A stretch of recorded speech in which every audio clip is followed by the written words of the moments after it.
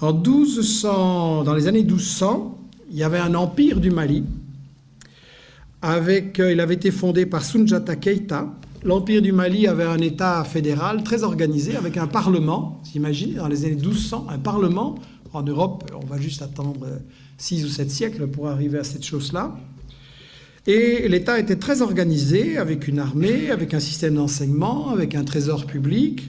Il organisait l'extraction et la vente de l'or. Il développait l'agriculture, coton, arachide.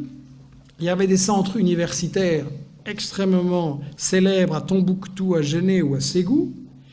Et un des successeurs de Keïta, Boubacar II, 2 siècles avant Christophe Colomb, a lancé 2 expéditions maritimes pour découvrir l'Amérique. Donc, pour des gens qui ne sont jamais entrés dans l'histoire, c'est pas mal. Et en fait, ce qui est intéressant, c'est que donc, il y avait toute une économie en Afrique et au Mali. Il y avait une économie avec un commerce, des caravanes qui remontaient de la Gambie, donc de l'ouest de l'Afrique jusqu'à la Méditerranée. C'était effectivement contrôlé, organisé par les Touaregs. C'était un commerce extrêmement prospère. Et quand le colonisateur français est arrivé là, intéressé par les matières premières, qu'est-ce qu'il a fait? Il a totalement disloqué, brisé ce commerce.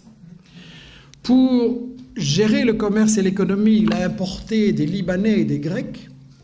Et ensuite, la grande démocratie française, qu'est-ce qu'elle a fait? Elle a assassiné des milliers de professeurs de langue arabe. Pourquoi?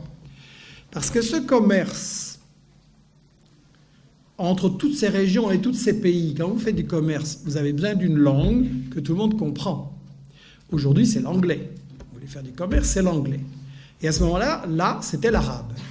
Et donc, si on voulait détruire ce commerce et que tout soit pour l'exportation vers la France, on a massacré des milliers de professeurs d'arabe à l'époque.